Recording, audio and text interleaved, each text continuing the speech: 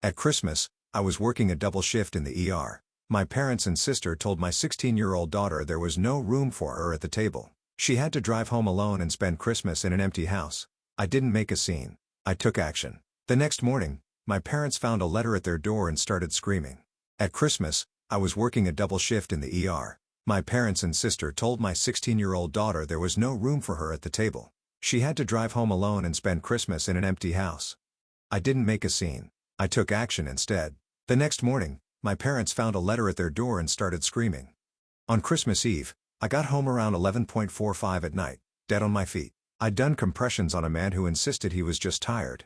He was also blue. That kind of shift. So when I saw Abby's boots by the door, my first thought was, someone's bleeding. Then I saw her coat slumped on the armrest. Her overnight bag still zipped, and her, curled up on the couch in that tight, awkward sleep position like she didn't trust the furniture. I stood there, waiting for the logic to catch up. She was supposed to be at my parents'. Overnight. Tradition.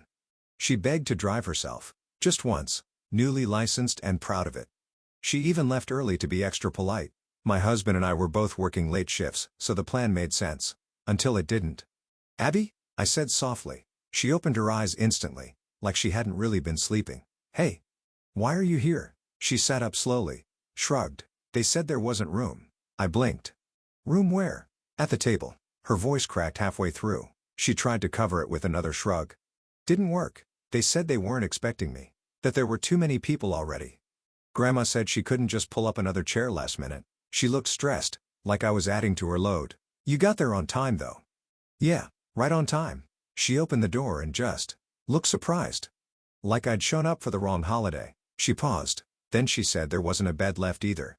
There it was. The backup excuse. She said they didn't want me driving back late, but also didn't know where else to put me.